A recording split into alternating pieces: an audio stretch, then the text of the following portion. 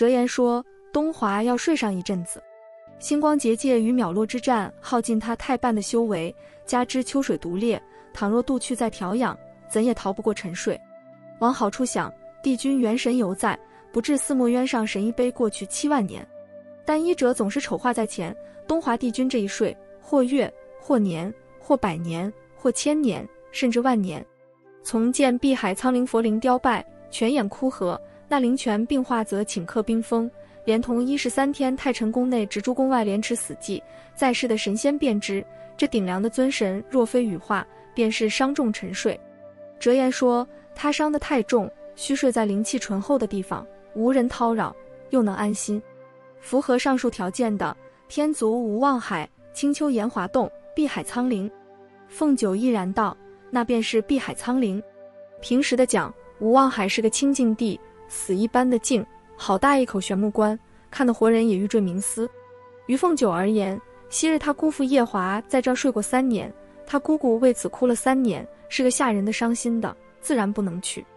岩华洞本是良处，毕竟青丘乃是良乡，亦是家乡。凤九即使万万年赖在洞里，也无人拦他。然或许墨渊上神仙身关照7万年，凤九见其直挺挺躺了7万年，附上那阴晕缭绕的雾气与弯弯绕绕的内境，比之无望还少了伤心，留一句吓人。他觉得这便不能算作安心。那碧海苍灵花残景败，将他孤零零置在这冷冰冰的荒地，便能安心了。折言却说这里灵气最盛，且是东华化生之所，生灵系其命脉，与他一起沉睡，未尝不好。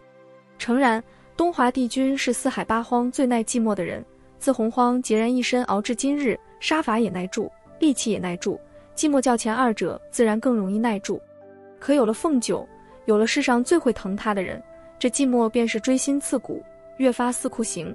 于是凤九想得极简单，碧海苍灵是家，他的家，他与他的家，未来同滚滚的3口之家。既然是家，再荒的地着了人气也能翻出新泥，而既有他和滚滚陪着，便绝不让那跌入10丈红尘的尊神尝此毒苦。碧海苍灵属那灵泉的泉眼，灵气最盛。连宋响起，南海穷尽的水天一境内结冻晶石，内外透明，做官可至水下保仙身，遂取。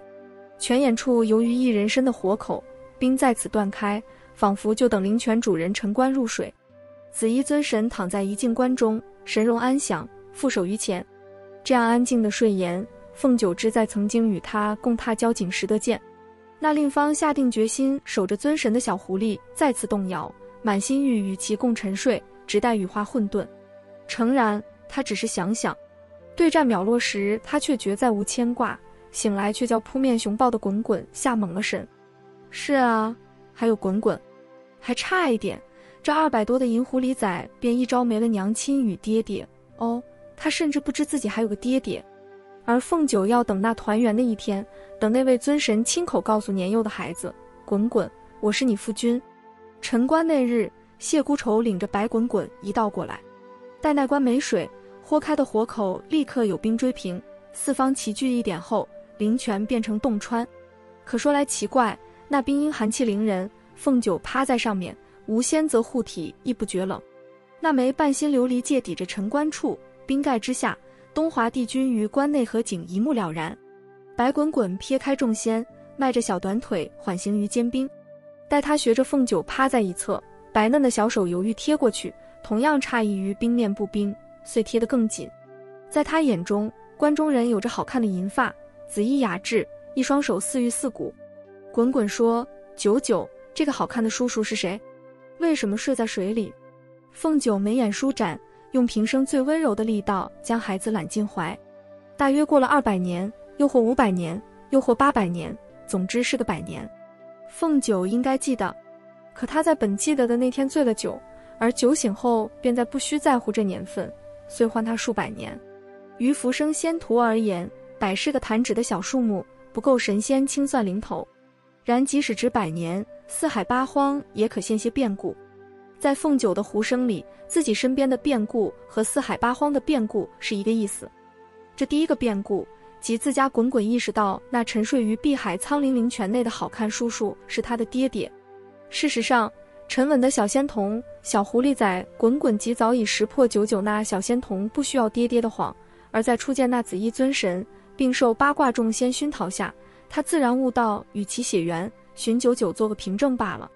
凤九则觉得原是有人太多嘴，原是滚滚血脉太变态，就不想是自己不会撒谎。这件变故在凤九支支吾吾将同帝君那9曲18弯一般缠绵悱恻、荡气回肠的过往道与滚滚后，再无声息。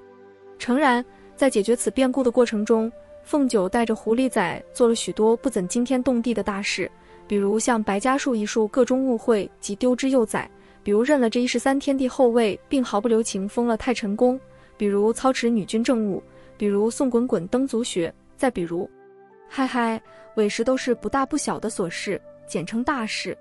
除此之外，还有些顶顶寻常的正事，具体即碧海苍岭里那一档子。因滚滚课业，他仍居青丘，约半月携狐狸仔去碧海苍岭小住10日。此前既发誓绝了这荒地，他便贯彻至底，先要整吃那枯了的菜园子。崇林则在封了太晨宫后移至此处，主归里那巍峨石宫内的各宫各殿。于是凤九与滚滚更安心翻新这宫外的种种。程昱曾说，等待是件漫长而不讨好的差事，倘若难熬，身后有朋友。那时的凤九坚定地答，等待的日子很快。他觉得日子过极快，一是因各处分身乏术，二是为娘照看狐狸仔，三是为其安顿夫君的归来事。他既能独自带着滚滚遁走凡尘200年，对于好度年岁的问题有建树，诀窍在于要将思念的人毫无保留地放在心里，心里有个着落，那么相隔山海亦不足惧。何况他同那尊神时时可见，一个在关内，一个在兵前，他能知道世间有这么个人，躺在这么个地方，便不怎的怕。诚然，滚滚会说九九掩饰得好。一开始凤九觉得哪里掩饰，他可以如常接送滚滚，如常领他至泉眼的伏兵见爹爹，如常同意是寂灭的尊神谈天论地。菜园子里种活了3株胭脂菜，5彩椒的种子好不容易埋进去，后山的多了几株红叶与香树苗，撑得其死而复生。让他改口的契机是这100年间发生的第2件变故。新任天君天后继位，那日大典受荒火天雷，太晨宫外同华泽灵泉尘封的分陀利池传出一声破裂，那厚厚的冰层豁出一道口子，崇林几乎是从云头跌了下来，险些把他家正于10宫前刨地的地后砸一个趔趄。当然，待他详细描述莲池一状后，不用他砸着人，凤九自己先绊了一跤，即扔掉形象，奔至113天，扒开里3层外3层看热闹的6根不敬仙者们扑向池沿的细栏。他看见莲池4分下的1分已由冰化为水，凤九朝内伸了伸手，那水凉而不烈，如细密的小盘吸附皮肉。他不为人知的质一声，蓦然觉得无名指的琉璃戒较日前亮了些许，多半9重天仙光乍眼，反射得很罢。凤九想，自己委实够坚韧，面对这般预示着帝君恢复的吉兆，亦可不动如山。然后他在众仙亲道友无果的劝说下，于分陀利池畔坐了3天3夜，直至被滚滚的哭声惊回了魂。突逢太晨宫这一遭，崇林由久居碧海苍陵变作113天隔乡搬迁。凤九发觉帝君偶与他缠绵榻间泄露的闲话竟是不虚，作为一名长世仙官，崇林是顶顶不容易的。有担当的滚滚认为，为了分担崇林叔叔的重任，不如我们抽空也去太晨宫住罢。崇林似喜极而泣，险些扔了帝君珍藏的那叠经卷，颤声说：多谢小殿下体恤。还有，小殿下莫再叫小仙叔叔了。凤九则是真正的谅解，若不增其工作量，太晨宫之行便等分陀利池融进那日再议。不过蒙此事之见，日后再遇那碧海苍灵灵泉化冰，他方名副其实做到不动如山，心如止水。灵泉的化冰大约是场事故，当时他拉着滚滚绕着半个北海大的冰盖踏了半日，直疲惫之际，狐狸的懒骨头占了意识，遂在滚滚不备时便做红狐扑他一脑门子。白滚滚自回了仙界，以鲜少化原身，最勤的几次均得99的功劳。于是偌大的冰盖登时成了一红一银、一大一小俩狐狸的冰嬉场。虽然西系的区域景观内尊神所处巴掌地。伏兵由善待凤九，便是恢复原身，油光水滑的皮毛刮蹭滑腻的冰面也半分不曾沾湿，体感温凉。他护着那四方的冠，夺过尊神的发顶，雪白的爪隔着冰层，勾勒其眉眼、鼻廓，再是薄唇。他借体型之便凑近观察，尊神唇色不似战前与战时苍白，急遭不动惊时与坚冰双双遮掩，今那里时泛着微红，多了生气。凤九知他不应吃盯着帝君的嘴，毕竟亲不到，还不抵那望梅止渴。然他在情事上偏依直觉，直觉告诉他，兴许要舔一舔。红狐狸遂伸出粉粉的舌，碰了碰尊神唇处的腹冰，惊觉处口有温度。与此同时，他感觉脚趾极迅速挨了烫，似由锅里的油星溅着皮肉。于是他心神一动，什么奇念也丢尽，正欲查探爪子。又与此同时，灵泉外咔嚓一响，整个冰盖子震三震。凤九神游天外，自然身形不稳，小脸愣同脚底的硬面亲密摩挲。但意识到滚滚不见，或者异动源于滚滚后，顺化人身的凤九飞向灵泉边沿，又忽地顿住。白滚滚所画小银狐不吵也不闹，正扒着一小块浮冰，冰周遭漾起水纹，他的小银爪拨弄两朵浪花，水星扑上须子，忙晃了晃脑袋。不一会，化作小仙童的耿介模样，一个纵身跳回水另一侧的大冰盖。滚滚朝凤九招了招，九九你看，这里的冰也开始化了，是不是爹爹？夫君慢慢再好起来。话音刚落，只听内化开的水面频动，瞬时从中蹦出一条银鱼，于滚滚脚畔垂死扑棱。始终沉稳的小仙童终于垮掉脸。凤九走近揽过他的狐狸仔，软着腔慢慢道，看来一会有糖醋鱼吃。而他扶向白滚滚背心的那只手上，半心琉璃界发出如没入分陀利池石一般的亮泽。凤九以为叫自己之绝情，东华帝君从无不及，某种程度上，帝君于他的绝情更甚。当日若非他已死入结界相随，这尊神死至早早，不仅结界内绝了后路，结界外亦然。所谓绝了结界外的后路，即除却碧海苍灵与半心琉璃界，东华帝君不曾留下任何与白凤九沾边的东西。重临的意思是，当初帝后走得彻底，帝君深觉多留是祸，余下的无非他老人家万万年收存的玩意儿，虽不全是为了您寻来，却也生生世世属于您。单论情系于您一人的，大约便是这枚戒指罢。凤九听后便再不问了。他其实想找一找当初在阿兰惹之梦中过女儿节时给帝君买的那几样，可自己把碧海苍灵的石弓翻了个底朝天，连最显眼的狐狸面具亦未寻着。相反，他倒是从崇林往返大小箱中瞧见大婚的金子喜服。凤九对着那熟悉的花案与纹路沉默良久，想起宫外久拜不开的佛铃树，终于小心又竭力地拥住那喜袍。知太晨宫那边亦无踪，一段时间内凤九便抛了此念。